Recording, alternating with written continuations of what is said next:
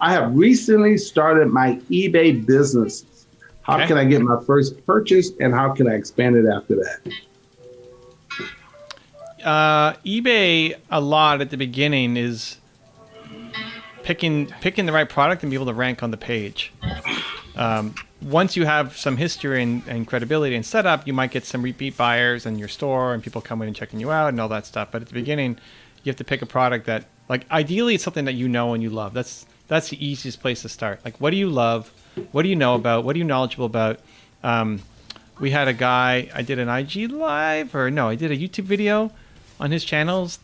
Chucky, he's joined us in the chat a couple times, where he was 13, and I forget what the number was. I think he made $10,000 from eBay, something like that, and he's selling electrical components mostly.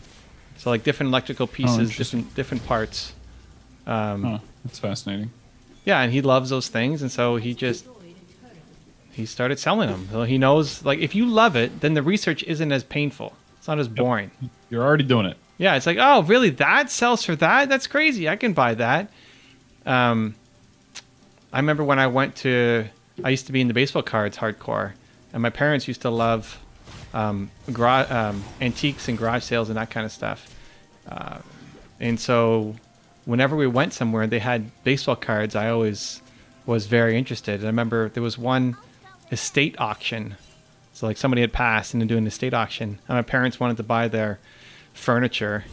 But they had these series of Hank Aaron hologram upper deck, like pack of 30 of them or something. It's like, oh my God, Dad, you know how much those are worth? We have to bid on them. It's like, are you sure? It's like, I'm here for the paintings and the furniture. Like, no, you gotta buy those, Hank. And like, nobody bought them, right? Because they don't know what they're doing in that environment, in that room. Nobody knew what they were up to.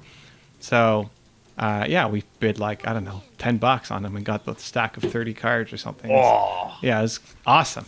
That was probably my biggest win in my baseball history, collecting history. But that comes from knowing. Like, that comes because I was reading the Beckett baseball card guides. That comes because I was going to the trade shows and negotiating constantly. So that's like, pick the market that you know very well, and it's not work for you to research.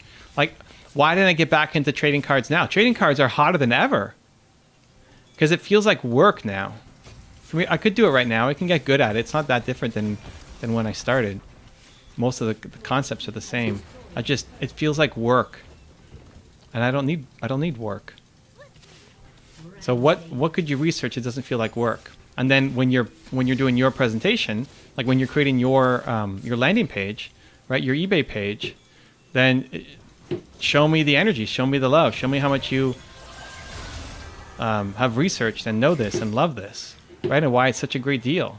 And you're going to package it better and position it better. All of that stuff matters.